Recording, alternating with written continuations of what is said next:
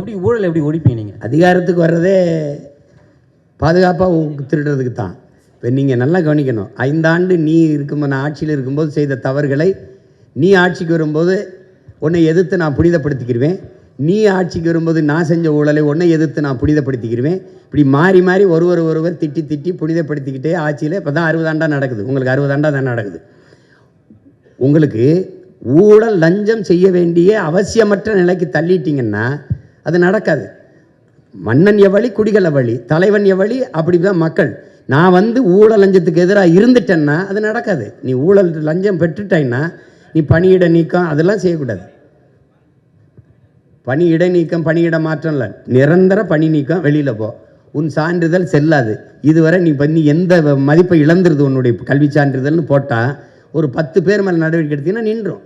உனக்கு தான் எல்லாமே நான் கொடுத்துட்றேனே. உனக்கு கல்வி கொடுத்துட்றேன், தரமான போக்குவரத்து கொடுத்துட்றேன், குடிநீர் கொடுத்துட்றேன், மருத்துவம் கொடுத்துட்றேன். வேறு என்ன உனக்கு பிரச்சனை? உணவுப் பொருளை நானே விளைய வச்சிடுறேன், இல்லை சாப்பாட்டுக்கு கஷ்டம், அதெல்லாம் சொல்ல வேண்டிய அவசியமே இல்லையே. அப்படிங்கும்போது நல்ல வாழ்க்கையை கொடுத்துட்டோம்னா மக்கள் தேவைக்கு அதிகமாக பணம் ஈட்டணுங்கிற அவசியம் போயிடும். அதனால் தானே ஊழல் லஞ்சம் செத்து ஒழிஞ்சிரும். அந்த ஊழல் லஞ்சம் அது எப்படி தடுப்பேன்னா வெளிப்படையான நிர்வாகத்தின் மூலமாக. இப்போது இந்த சாலையை போட 500 கோடி ஒதுக்கியிருக்கேன்னா 500 கோடி ஒதுக்கியிருக்கேன்னு தெரியும். உங்களுக்கு ஒவ்வொரு முறையும் அந்த தகவல் வந்துக்கிட்டு இருக்கும். உங்களுக்கு புரியுதா? உங்களுக்கு தெரியாமல் திருட முடியாது. டென்மார்க் வந்து இந்த வெளிப்படையான நிர்வாகத்தின் மூலம் ஊழல் லஞ்சமற்ற நாடாக இருக்குது. நியூசிலாந்து வெளிப்படையான நிர்வாகத்தின் மூலம் நல்ல நிர்வாகம் செய்கிற நாடாக தெரியுது. அப்போ அந்த நிர்வாக முறையை நம்ம பின்பற்றுவோங்கிறோம்.